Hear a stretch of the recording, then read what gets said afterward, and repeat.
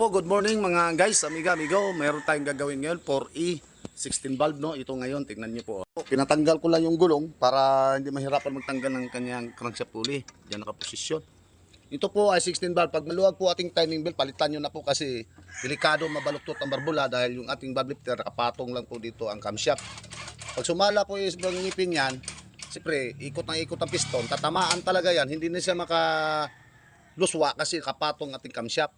Pero kapag rocker arm type po, pag maluwag lang yung belt at maganda pa, pwede i-adjust, ipitan. Pero kapag ganito, maluwag kasi isang ngipin lang o dalawang ngipin, hindi na maayos ang andar ng makina, balyado tapos na persa ng may-ari, pwede mababaluktot ang ating barbula. Kasi po, libi lang po kasi ang piston yan eh.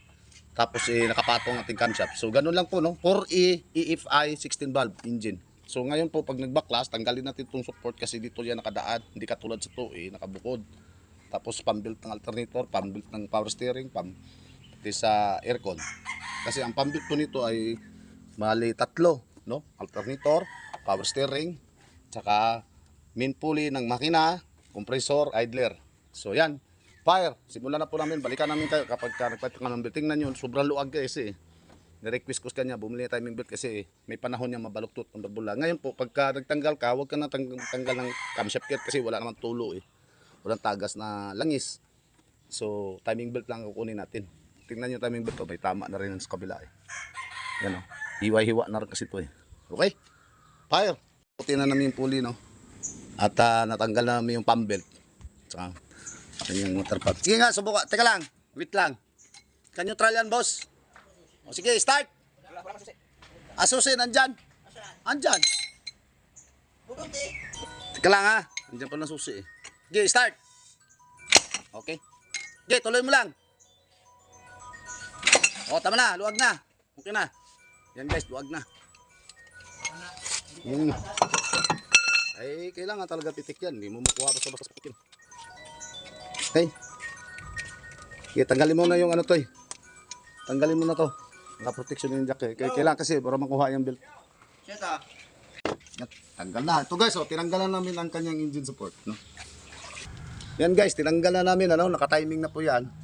Yan, may timing mark dyan. Sintro. Tingnan natin sa baba. Daplis lang ng mga isang ngipin. Oh. Tingnan nyo guys, oh. Malayo. Hawakan mo to, Tan. Tan. Hawakan mo yung ano, tuturo ko lang. Itong flashlight. Yan. Yan. Isang ngipin lang naman. Sana nga, hindi na ano to, no. Wala yan. Yan yung timing mark niya po. Layo, oh. So, ibig sabihin, isang ngipin lang kasi maluwag yung belt niya. Maaari tumalon, no? So, itatama natin yan. Yan. Tignan mo yun naman, nasayaw yung belt eh, oh. Yan. Yan po, tama na yung timing, no? Saan yung screw natin. Lawan nito. Yan, oh. Kaya bungi na kasi ito eh. Yan po yung timing mark niya, ha? Tama yun dito, yan, oh. Bungi. Ngayon, kung di kayo makontento kasi bungi-bungi na yung timing mark niya, kumuha ka ng screw. Yan, libil yan dyan. Kasi pagka nakalubog po yan, sala po yan. Or kailangan nasa level talaga, pinakasildo. Okay, tanggalin natin si belt, di natin tatanggalin ang camshaft gear. Tensioner lang po, luluwagan natin mo si lalim. Ito lang. Ganun lang po yun. Mawakan mo to eh. At tatanggalin natin. Sila pa rin sa bukas pa. Alin? Sila. Di ba? Para makita na natin yung mga banggitong mekaniko dyan. Tatarunta sila ba? Hindi kayo tatarunta dyan. Ano? Cheese ko lang yan. Kala ko dusi.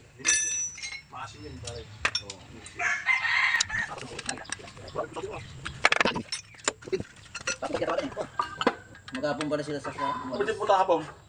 umalis doon sila, wala sila doon.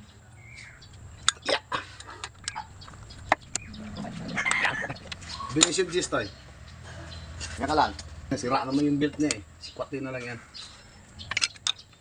Sira naman, total sira na to eh. Sakit lang. Sabay lock. Okay. Kunin na natin timing belt. O ha?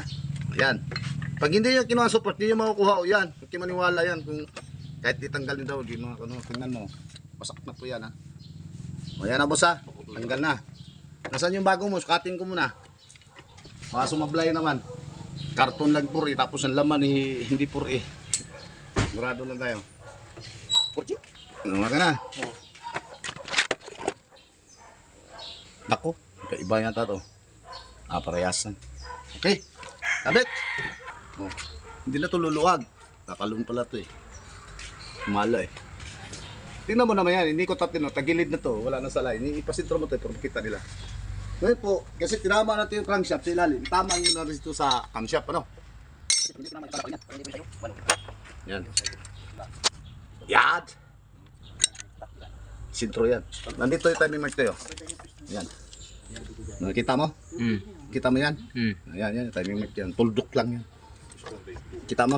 Zero lang pala Kailangan yan, nilibel din dyan. Zero lang, ang pares niyan dati. Yan! Okay. May resto pa raw yan? Sabi natin. Ha? May resto pa raw? Oo, kahit daw. Ha? Sabi ko 11 years. Oo. Yung video na yan, ebidensya yan, boss. Diba? Yung patunay na ginagawa. Yan. Busing. Ngayon, sikip na konti. I-adjust natin ngayon yan. Yung kasulero din kido, meron sa Bilkin doon, sa kutsina, sa loob. Oo. Tama lang yan, hawakan mo lang. Yan, nasan na yung G's? Ayusin mo camera mo, mangangat ka yan. Wala yung G's to eh. Jis. Oo, yung Anong G's? hawak ko. Ayun o. Dali mo to. Sa? Dahil hindi ko bakit yung braso ko. Isang lalagay yun. Dami yun. Isang Definisyon? Oo. Sabay sikwat. Huwag lang masyado higpit. Sama yun. Tama lang. Ayan. Sabay lock. Yeah. Check up. Sentro. Sentro din yan sa gear. Dito sa crankshaft. Pero sumala pala. Okay. Sentro din. Sumala. Ayos na yan. Sumala dati? Dati Ay na, sumala? higpit. Ha? Ha? Sala? Sala? Sala nga dati. Sa ngipin lang. Puti, hindi tatlo. Kung tatlo yan, baluktot yung barbula mo. Huwag ka maniwala, hindi baluktot yan. Nakapatong yan sa camshaft eh. Kaya pala nanakbo ako, minsan matuloy, minsan mabagal. Ah, Bubulbog. dugulbog. Hindi, nag-advance lang yun. Kaya retired. Bitin sa timing. Okay. Yan guys, babalikan namin kayo. Titesting namin mamaya-maya. Kakabit na po namin itong mga belt, no? Yan. Sure na po yan. Double check naman namin lahat yan. Okay? Ha? Oh, lakas nga. Ayan guys, tapos na po kami working, no? So ngayon, magtitesting tayo ng andar. Kung tumama ba sa timing or hindi. Kasi po, yung ano niya, spacer road sa ilalim, at marami ng guhit-guhit. No, wag yung susundin basta-basta yun dahil ang nangyayari doon, pag sinunod nyo yun, ganun pa rin ang mangyari. Sumunod po tayo sa standard ng kanyang timing. Yan. Okay boss, start boss. Kalaman natin. Yun. O, mandar na guys, no? 4E engine, 16 valve. Okay. Finish. Yan. Po, finish work na po ako dito no sa Barangay Bunggo, Calamba City, Laguna. Sinervisan ko po Toyota Big Body 4E engine 16 valve. Nagpalit na po kami ng timing belt. Itinama ko lang po kanyang timing kasi sumala na ng konti, isa lang naman. Pag tatlo po, maaari na bababalok po ang ating engine valve pag pinipilit, no? Kasi lumuwag. So hanggang dito na lang po ating video. Maraming salamat po. God bless po sa ating lahat.